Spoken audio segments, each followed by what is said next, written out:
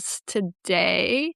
I'm here with Benoit Lancelot, and I know your thanks to your book, now I know your very illustrious middle name, Denizet-Lewis.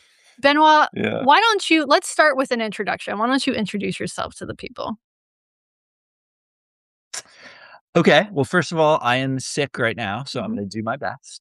But I'm here, and I teach at Emerson College in Boston. Well, I'm half French. I grew up in San Francisco. Went to school at Northwestern. Pretty quickly worked at a magazine for young gay men. Do you remember I that at don't, all? but I do wanna talk So, about it. We're gonna get but you read into about we're yeah, gonna get into the Michael yeah. story. So I worked there when I was like 23, 24, and then quickly sort of realized I wanted to do long form magazine writing and have been doing that for various places and then the New York Times Magazine since about 2002 because I'm 50 now.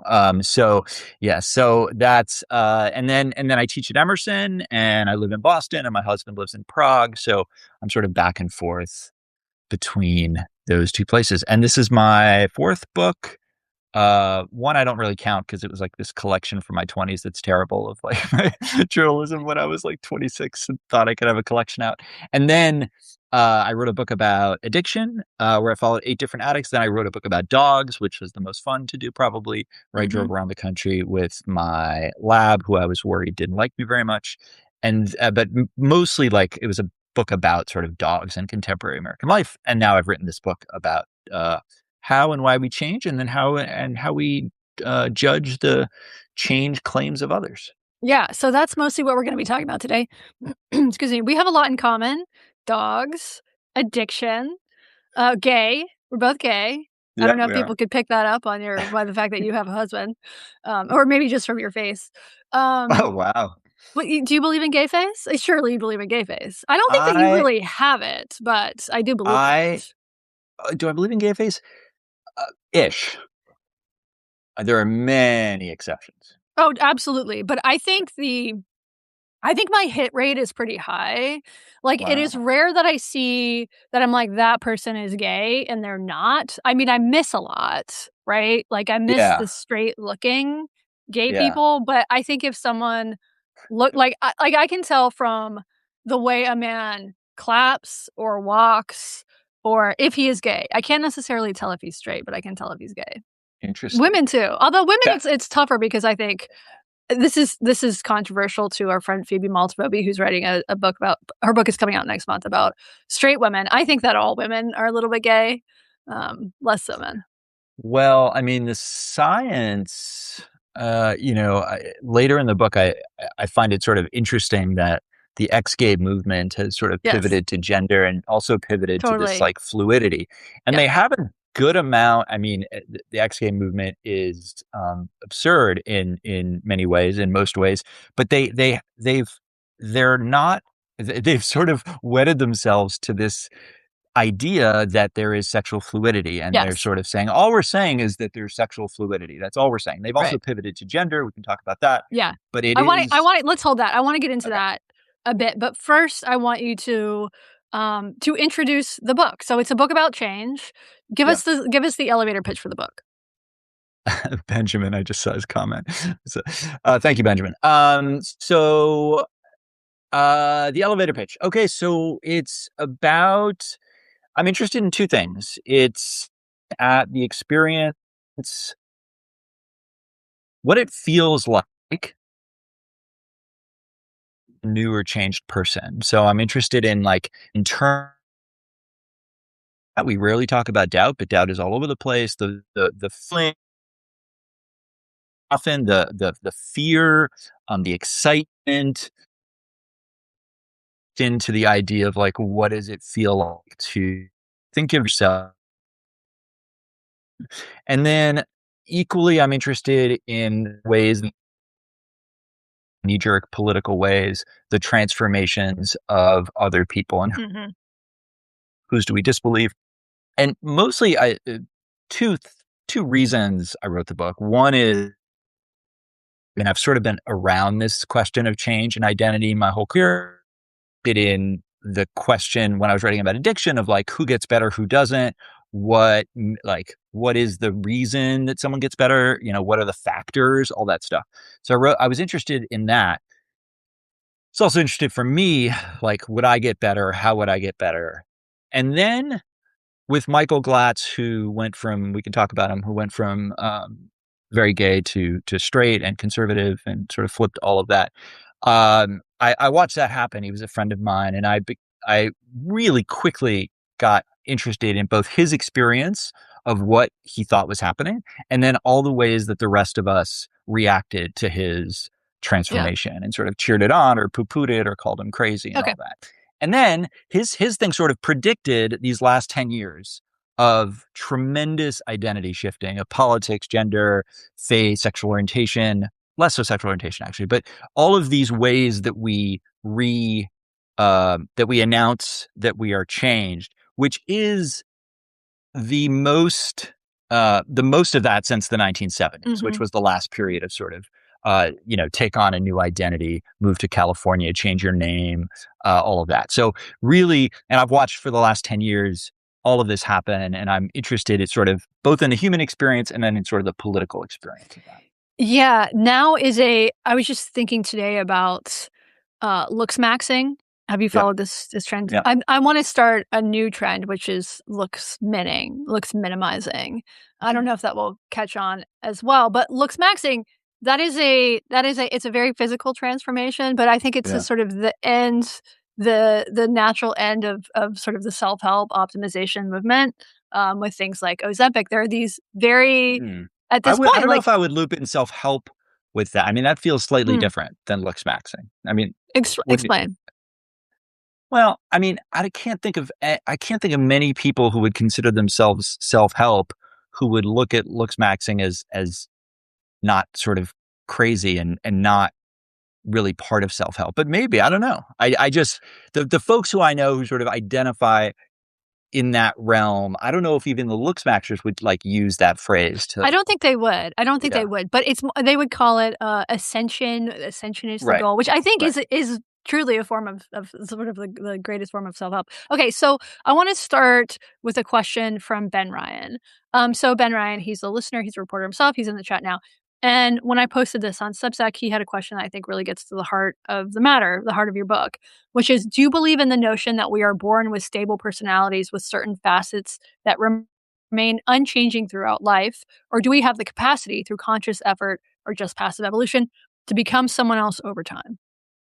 So this is fascinating because there's been there have been a number of books in the last few years that have sort of been making the claim, and some researchers in personality who've been making the claim that we can change our personalities.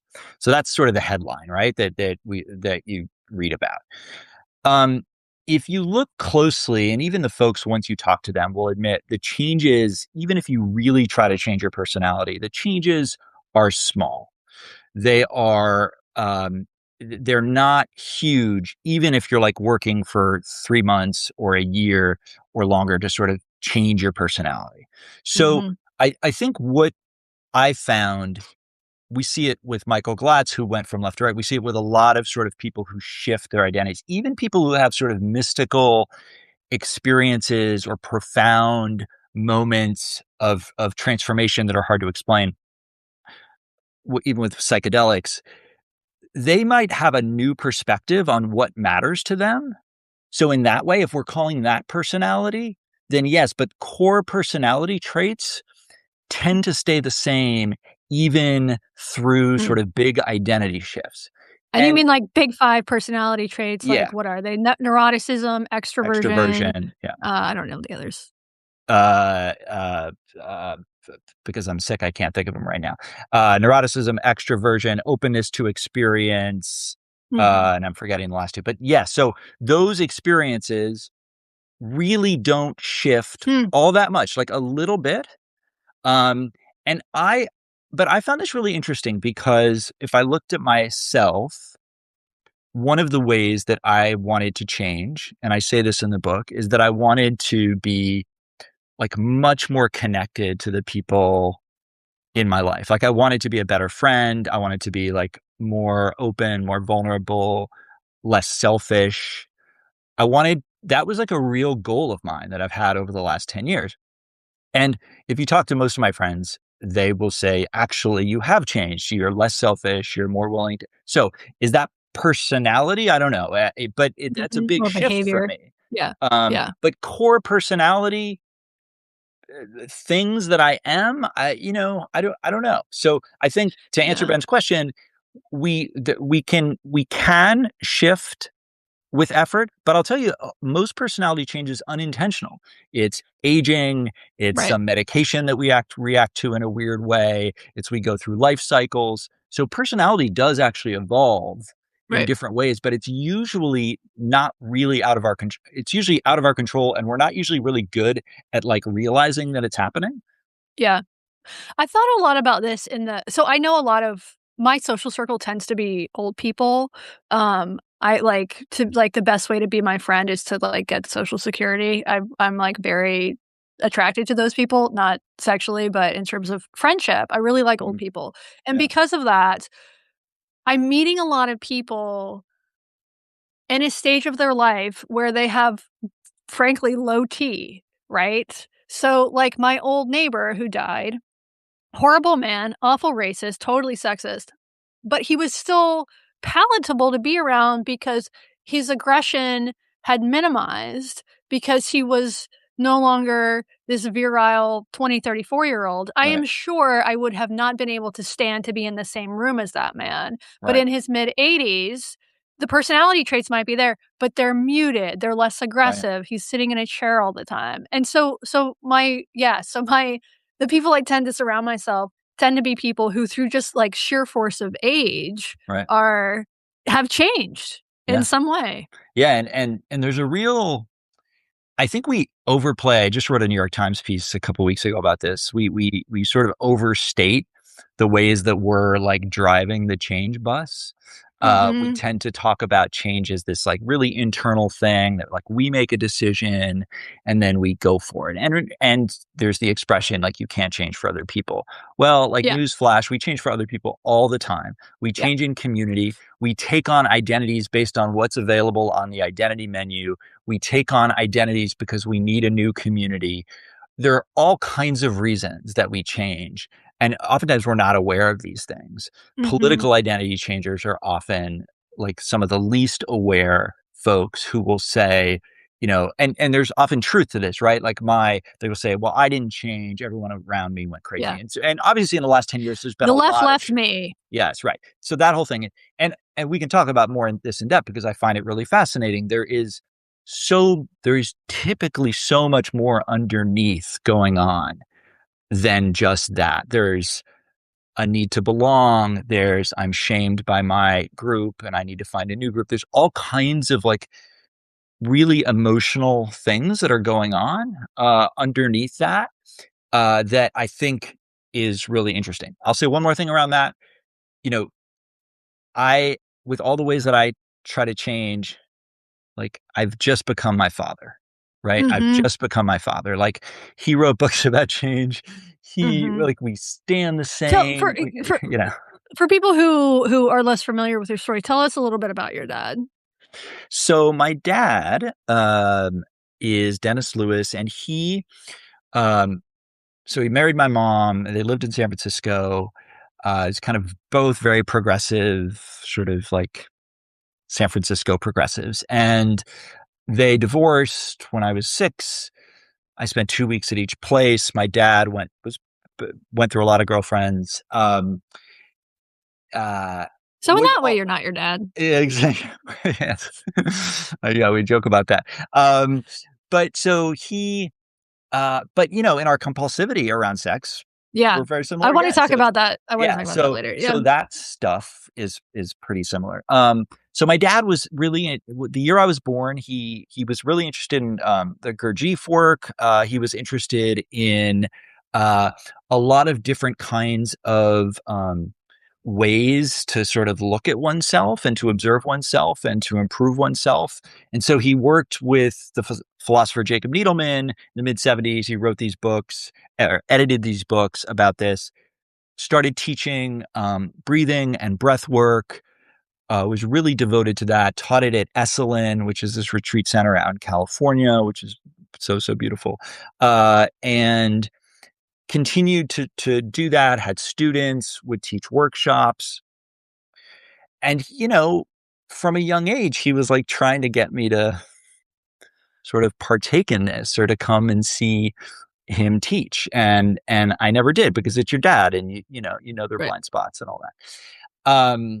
And so but he's really been interested in this question of like, how do we change? And is change changing, or is it like coming back to who we truly are and like discarding all of the false parts of ourselves? So he's been really interested in that. He's less interested in sort of the like political identity stuff that I'm really interested in, but we've had this similar thing. He married a Czech woman. I married a Czech man. This was, I mean, it's like, it's like all of our similarities are very strange. And so, for Mm-hmm. a while I was like, oh my God, I'm becoming my dad. This is embarrassing.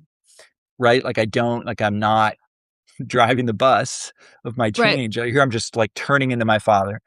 So, and then in recent years, I have sort of like given into that and said, it's not so bad. He's a pretty good guy. So Does this feel inevitable to you? yes, Yeah.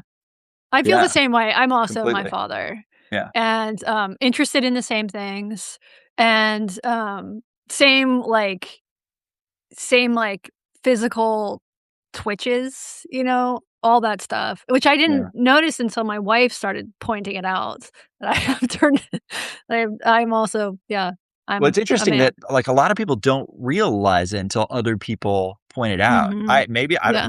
I'm not saying I'm like a self-aware person, but like I actually started. I would just look at him and I would see the way I was sitting, and then with the interest in change, and then I went to Esalen and loved it, and really regretted not having seen him, and um, you know, but now I'm able to he teaches this thing on Sunday mornings on Zoom, which is like this breathwork meditation discussion thing. And I do that every Sunday with him. And it's been Mm. this, he's 86 now, and it's been so special to be able to Yeah. share that with him because I really Yeah. regretted never having seen him as a Yeah. teacher. And he's an incredible teacher.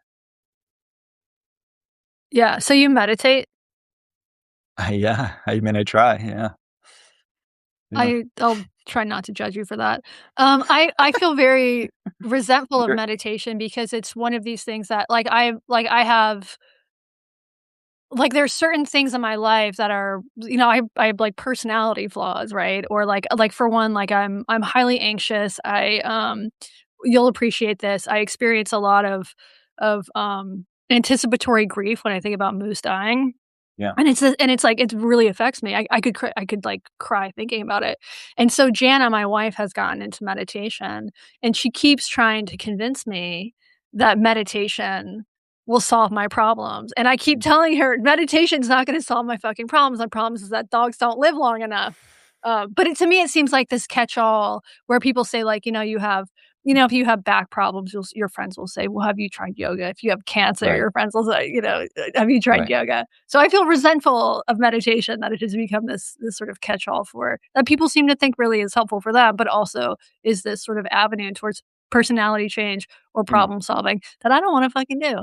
I don't wanna do it. Yeah. Well, you're allowed to not do it, and to have your feelings about it. I think, have you tried walking meditation? You don't have to sit. You can I move. do walk. I do Right. walk. I usually have a ball in my hands, I'm Mhm. throwing it for the dog, I'm listening to a podcast. I don't know. Does listening to true crime while I walk No, through the probably doesn't woods, does count. that Well, I count? mean, No. if you maybe like for 10 or 20 seconds of your walk, just try to sort of feel your feet on the ground in a Fuck like you, Benoit, conscious I'm way. not doing it. Okay. Alright. Uh, So in the book, you travel around the country speaking to people who have changed in some remarkable ways or who are trying to change and failing. And there's some very interesting stories. And I want to focus on a couple of them, particularly the story about the ex-gay. So this is your former friend and coworker, Michael Glatzy. Is that how you pronounce it? glass. Glatz. Okay. So let's start from the beginning. Where did you and Michael meet?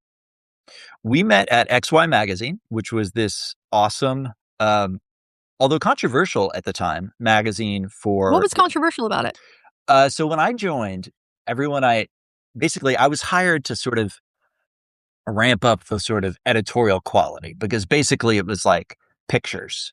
Yeah, Yeah. butts, Well, not butts, but like, well, it was abs, abs, dicks. no dicks. No, No dicks, no, really. no, Okay, because so it was not it was pornography. not pornography. No, but it Okay. was on the edge and it was really like unapologetically gay and sexual in like 1990. I don't know when it started, but I joined in 1998. Was there for about a year and a half, 2 years.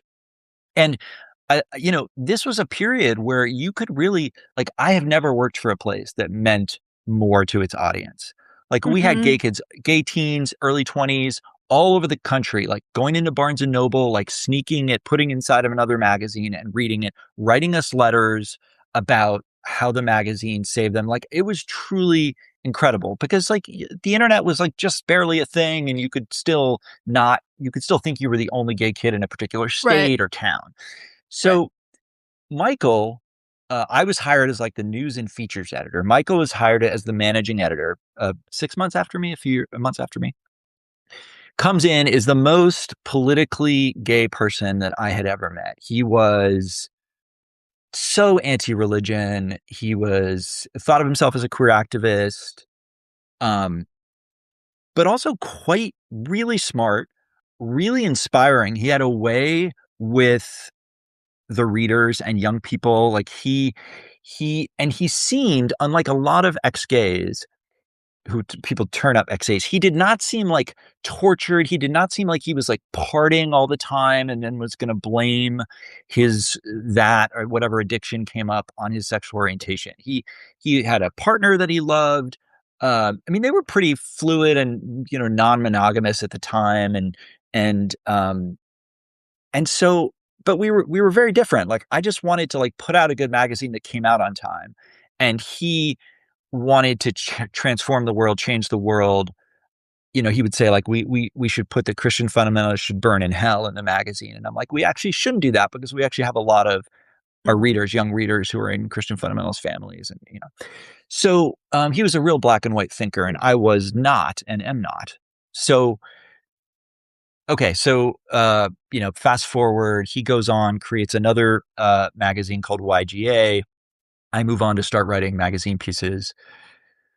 2006, 7, it explodes on the internet. Michael Glatz is ex-gay. He wrote these pieces for WorldNet Daily that were, which is this far right site. I think it still exists. Basically saying, you know, the worst things about gay people, renouncing everything that he had worked for at XY. I Mm-hmm. cannot tell you how disorienting that was. I just completely, I mean, the joke back at XY, we joked about it a couple times that if anyone was going to be ex-gay, it was going to be me. And it turns out to be uh, because I liked sports and, I don't know what the Uh-huh. reason was that You don't have gay so, days. right. So Michael became this kind of, although interestingly, he never went to like, therapy, conversion therapy. It happened slowly over the course of a couple years with his partner. For a while, he tried to sort of be like, I can be gay and be spiritual and religious. He started talking about like reading Ann Coulter, and everyone who knew him, like his partner was like, what's going on? You seem, this is strange. And then finally he's like, gay is death. I choose life or something. Mm-hmm. Um, it was a very surreal thing, and I pretty quickly at first I thought it was a joke. At first I thought really he's joking or he's going undercover, Mm-hmm. and that it became obvious that he was not doing that. I went out to see him at his Bible school in Wyoming. We had this surreal experience where he's saying you got to submit to God. I mean, just really weird. And so that was the beginning of, I guess, my interest in these sort of seemingly, well, no, dramatic identity shifts that Mm-hmm. we can't really explain. Even to this day, you talk to different people, They will sort of give different reasons for it. We always want to have sort of a reason what happened. It's complicated. He's disappeared. I tried to find him for the book. I called everyone. Called his sister, called his family members. No one would respond. So I don't know actually where he is or what the latest is on him.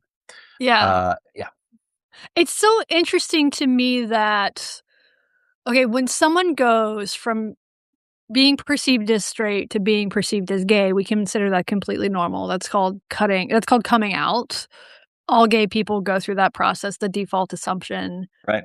is that you were straight, or you thought that you were straight, or everybody else thought you were straight. Maybe you were always gay, but it's this change, Right. public perception of change, and that's normal.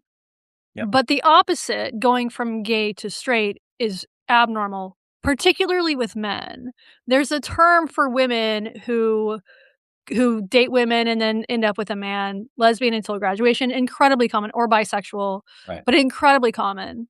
I know a lot of women who have dated women, then men, then who are bisexual, or have ended, gone through a gay period and ultimately ended up with men. I know one man who has gone from being gay, perceived as gay, to being with a woman, and it's shocking. It's shocking that he, I know um several.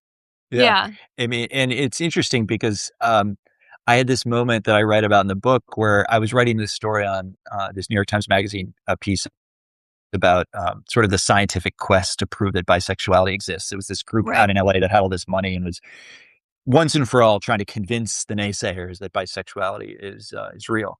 And I had this experience of going and getting, the way they test this, they attach something to your penis and they show you porn, Yeah. or they do a pupil dilation gauge or something. I forget what it's Mhm, called.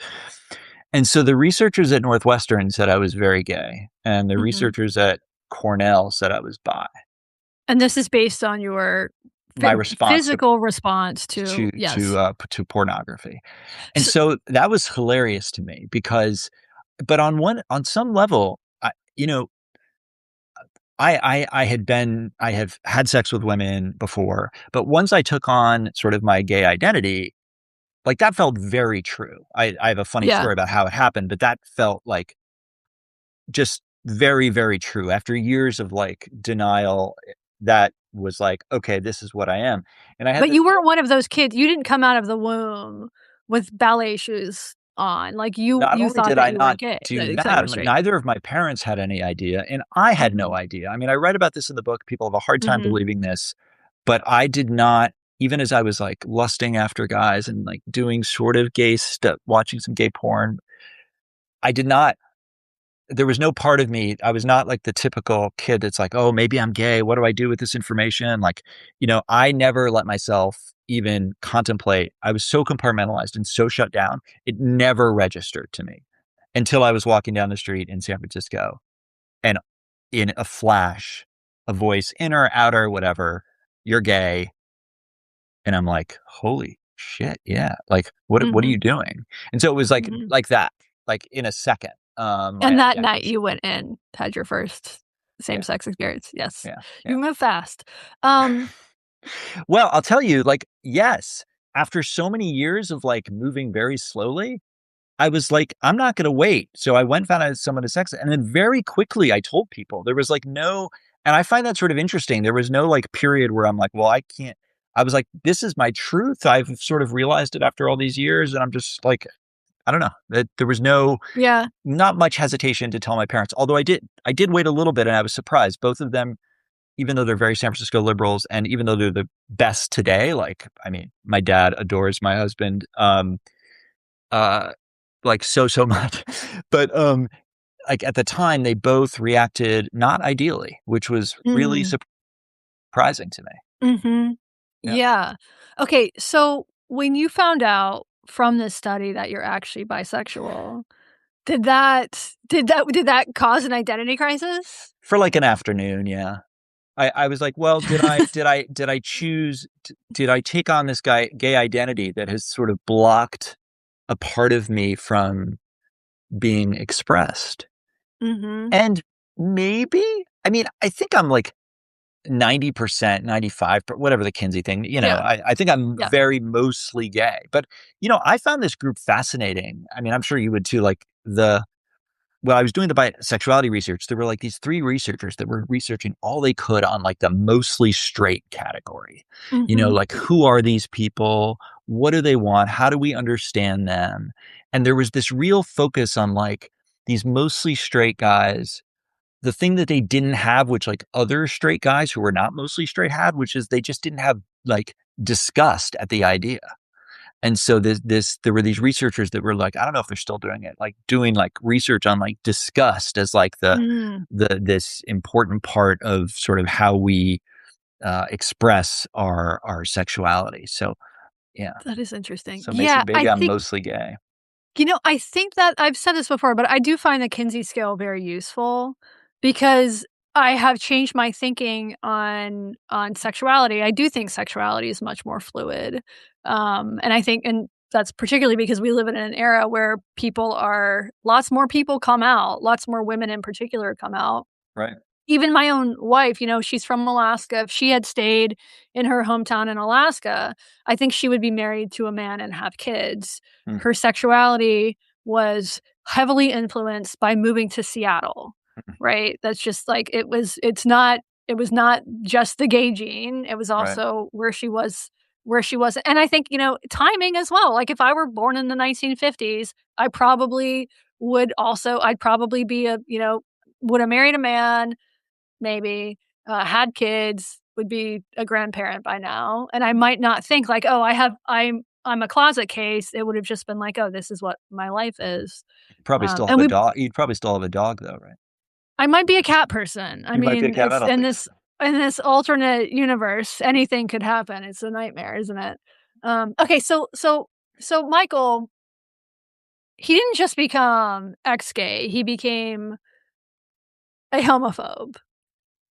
And so and I'm curious, But yeah, then he changed a little bit. So this was interesting, right? So he came out. Yeah, so he was a homophobe. That would be the right word actually for it. I'd never thought of that word with him, but yes, that's what he was. And then, interestingly, he sort of decided at some point. So we made a. I didn't make the movie, but it was based on an article I wrote. There was a film that was made called "I Am Michael" about him. James Franco plays him, and we it premiered at Sundance, and we were all there, and like Michael had not seen the film, and we invited Michael and his wife to come and see. And I might be getting the dates wrong, but to come and see the screening. And I wasn't in there with him when they showed it to him, but like everyone was like, well, "What's he gonna think?" And he really surprised people. He gave